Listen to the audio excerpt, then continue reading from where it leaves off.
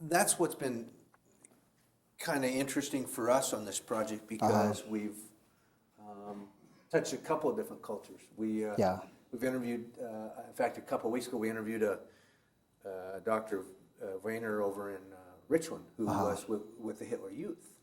Yes. And he was very open. He was not a Hitler advocate. He was a young kid. And talked about being in Germany.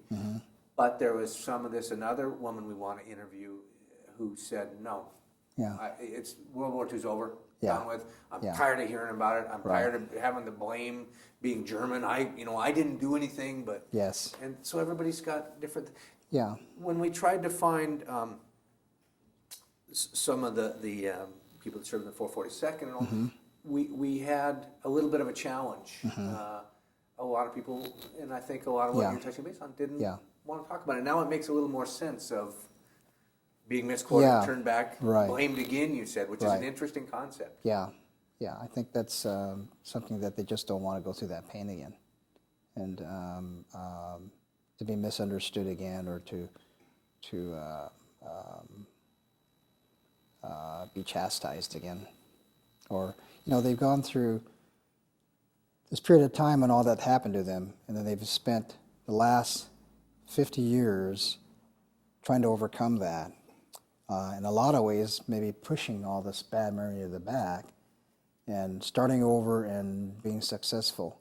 And now they don't want that to be taken away from them again. So that's a real a fear. And again, it's like most things, that when you're afraid for yourself, it becomes really hard to think about the larger picture of how, if you did talk about it, maybe it would help other people and show that you really care about the things that happened, because you don't want to have it happen to another group of people.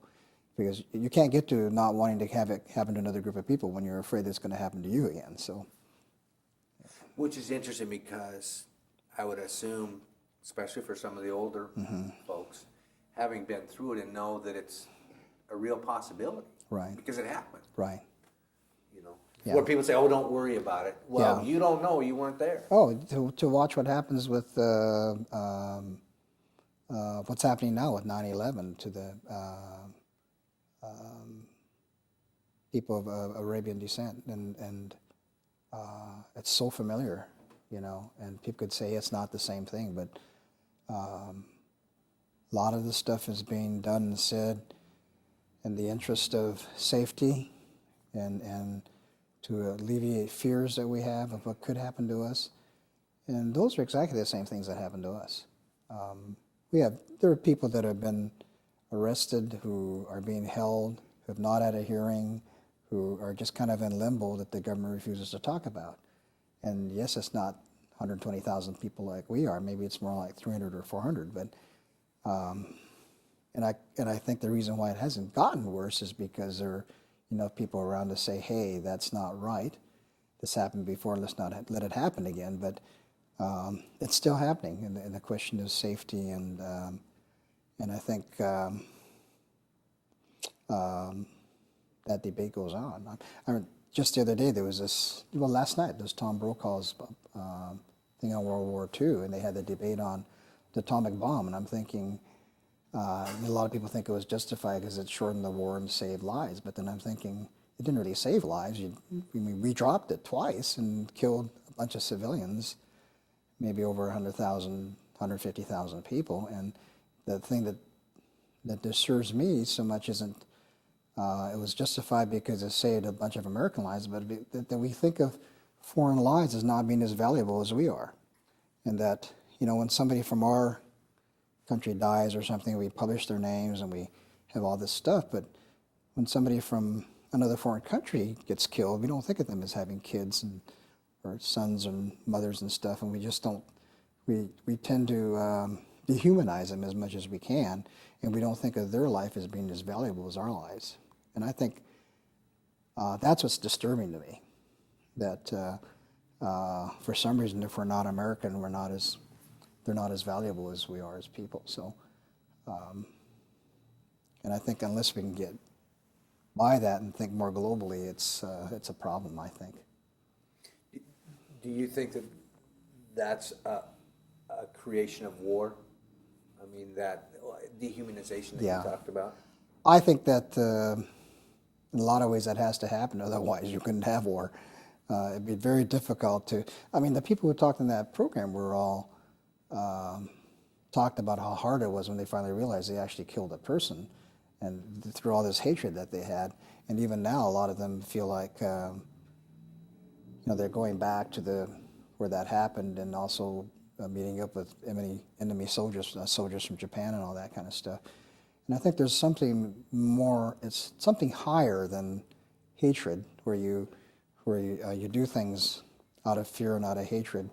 There's something higher that needs to take over, and unless we could do that before the hatred, I think we're always going to be in trouble. I mean, if it comes after the hatred, in a lot of ways, it's not too late, but it's really too bad that we can't think of people as people and being just as valuable, and that maybe caring for each other may be the thing to do rather than getting so suspicious of each other and trying to make them so afraid that they would stop making us afraid, which for some reason doesn't seem to work. I think the more afraid they get, the more they tend to want to make us more afraid. So I think it's kind of a vicious circle.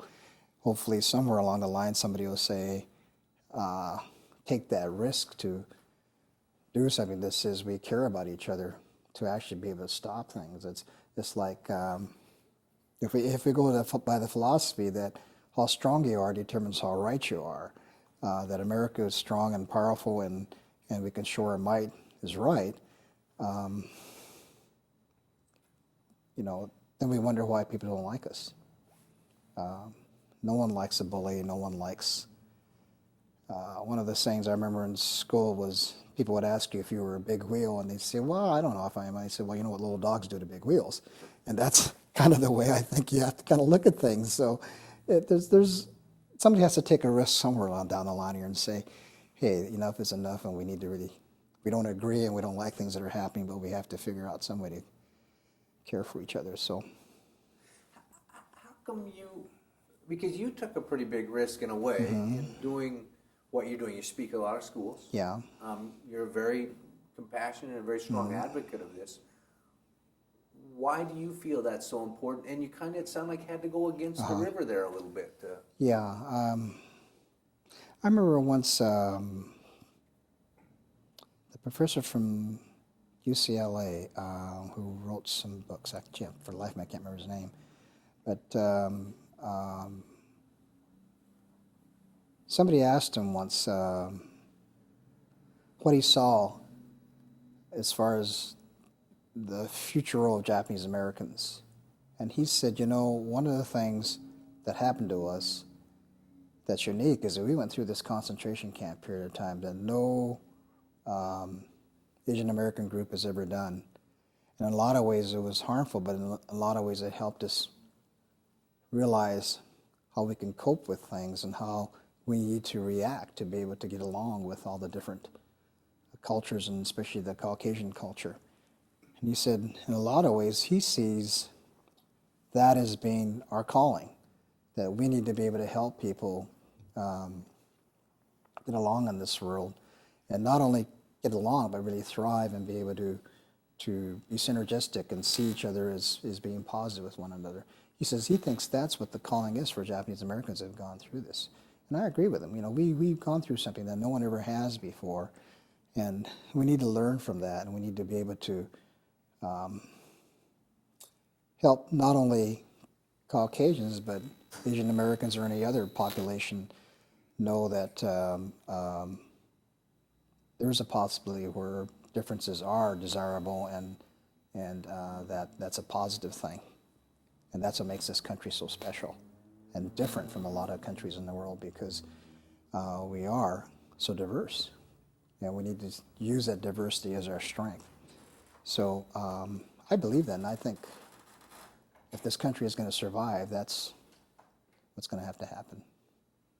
So that would be the silver lining in the dark cloud. Right. Yeah, there's always a yin and a yang to almost everything. So nothing is ever hard and fast or black and white. There's a lot of grayness, and usually for the bad side of something, there's a good side of something, or vice versa. The good side of something, there's probably a bad side of something else. So I don't think we can look at things as being entirely good or entirely bad.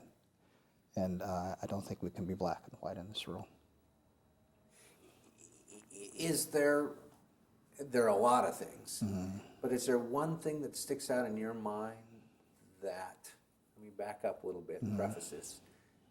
When this project was started, part of the goal was to put back things into the history books that the history books had left out. Is there something that sticks out in your mind that the history books are leaving out? Gee, well, I don't think the history books have a very comprehensive look at what happened to the Japanese Americans. I think if you look at most books in the schools anyway, there may be anywhere from 2 pages to 4 pages. I notice there are some texts that cover it more completely, but I don't think most of the schools have those. So I think there's a bigger picture to this than just the fact that it's Japanese Americans or African Americans or whatever. I think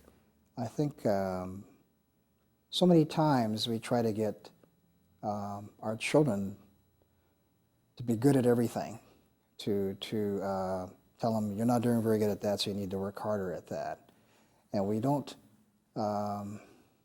get the feeling that every person has a special talent of some sort.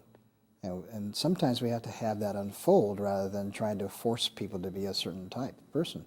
And I think once we get the concept that if a person really works hard at what they're talented at and develops that they can get together with other people that have different talents, that's what makes this word go around. It's not a person that does everything well, but it's getting a group of people together that are diverse, different, and have special talents, and who care for each other. That seems to be the most important thing, that we care for each other, and we're not respectful as much as that it's desirable that you have different talents, and that we look for people that have different talents and have different viewpoints and a different way for looking things.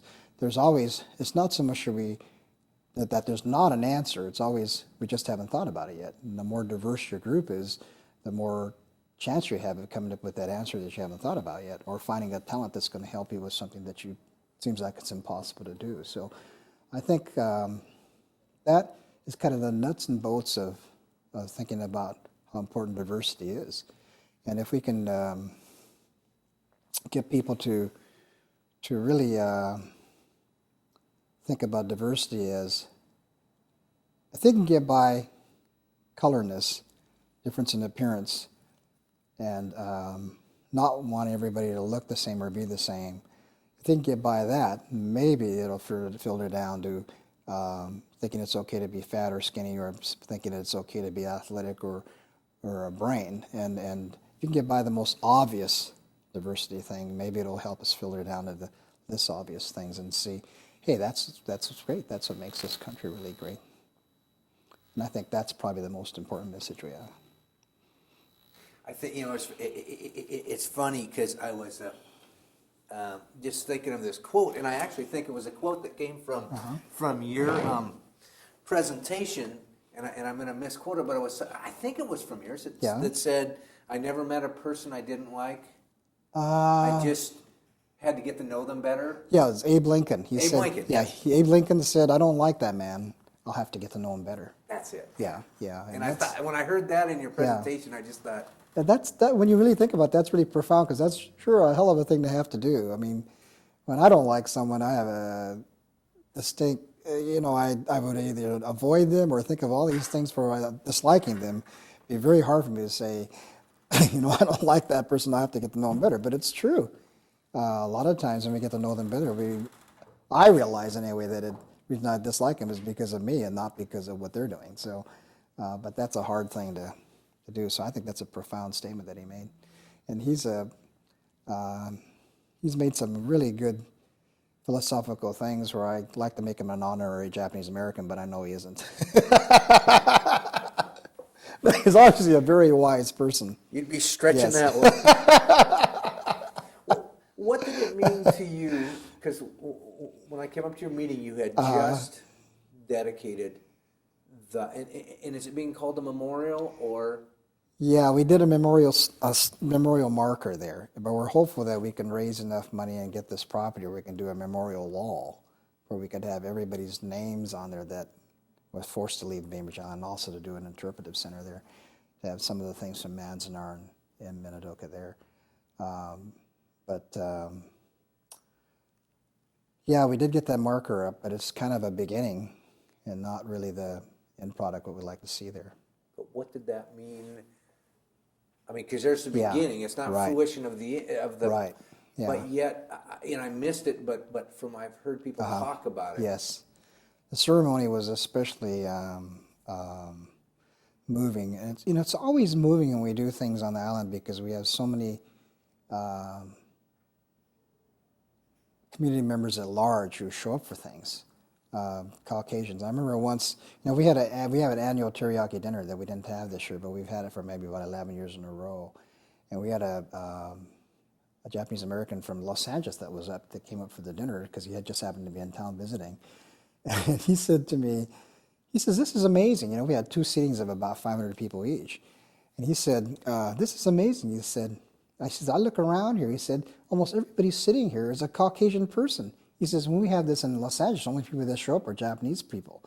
And I said, "Yeah, that's true. This community really supports the things we do." Of course, I didn't have the heart to tell him that all the Japanese people were in the kitchen working. but it's true. Like this memorial we had 500 people show up, and maybe out of that 500, maybe a fifth of that, or even less than that, were people of Japanese descent. The rest of the people there were people in the community who really felt like they wanted to support this, and it was really significant because, as I said, it was we spent a good 50 or 60 years trying to forget about that site, and not within maybe the last 10 years that we started thinking, hey, this is really a significant site. In fact, the people who really pushed us doing something, there was the Interfaith Council on the island, which consists of the different churches in the island and North Kitsap area. And they were the ones that said, you ought to really do something. So, and that's gratifying to me, to know that there are people at large in the community who say that this is important, that we need to have something happen because of that. And I think in a lot of ways, when we first started the project, a lot of the community were afraid that it would make people feel guilty. The Caucasian members at large feel guilty and make them even more upset with us because no one likes to feel guilty. And in a lot of ways, I say, well, isn't that kind of silly? Because the reason we went to concentration camp is because we were thought of collectively. They were all the same and that we needed to go because we were dangerous. And for us to try to make Caucasian people feel guilty because they're Caucasian is kind of not what we need to do, because it's anyone who says to me, "I really feel badly that we did this to you," and I'm thinking, well, no, you didn't do this to us. It was something that happened. The government felt it was important, but the important thing is that we don't let it happen again. And it's not that we want to make you feel guilty, because when we feel guilty, that's when relationships really fall down. There's no relationship when someone feels like someone's trying to make them feel guilty. So I tell people that's not the reason for doing this. It's because we need to remember and feel okay about what happened to us, and we need to accept that happening, and the people at large need to remember that happening too, so we don't let it happen again. And 9/11 made it even more critical that people don't allow something like this to happen again. I think that goes back to looking at the yin or the yang of what's happening there. You can say, well, yeah, it's going to make people feel guilty. Yeah. But again, without that, and with what's happened in history books, it could disappear. Yeah, that's very true. Which would be very true. I mean, it would be as bad as Dachau disappearing. Oh yes, yeah. I mean, it happened. Right. We can't change that part of it. Right. But hopefully, we can prevent it. And that's you're right. That is the danger, that pretty soon there won't be anybody alive who went through that at all, and it'd be so easy to just drop it. Bainbridge, the one thing that really sounds unique is the fact that Woodard, what's that? Walt Woodward, yeah. spoke out against it. Yes. Yeah. And that didn't happen anywhere else No, and he was a very special person. I really cherished the times I was able to go out to schools with him. He actually would go out to schools with me and talk. And I remember once one of the honor students at Bainbridge High School saying, you know, if the majority of the population thought that sending us off to concentration camp was a thing to do, doesn't that make it right? And Walt he stood up and said, you mean to tell me that lynch mob mentality is legal and correct?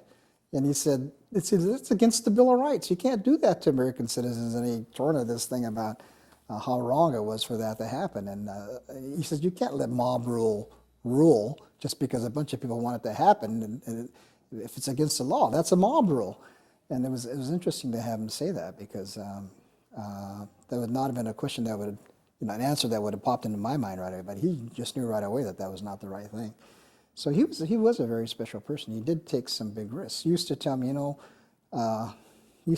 Frank, I'm really embarrassed because I'm getting all these accolades for making this stand. He said, I only took that stand because I thought it was right, and I wouldn't have been able to live with myself if I didn't write the editorials that I wrote. And he said, I don't know why I'm getting all this recognition. He said, it wasn't my story. You guys are the ones who suffered and went through it. It's your story. I thought, well, gee, here's an interesting guy here. He's taller than life, and he's here telling us that it's not my story, it's your story. And it was like whenever you have a story about Japanese Americans, there's always the white person who stars in it, and here's the guy who doesn't want to be the star. And I'm going, wow, that's a real special person. And but he was very special because he did take that stand, and he risked losing subscriptions, he risked losing advertisers, but he knew that was right. And that's the stand he had to take to live with himself. So that made him a very special person. Yeah. And that's interesting that you had a chance to talk to him. Mm-hmm. That's what it boiled down to, it sounds like. Right. It had nothing to do with who or where or what. It had to do with right.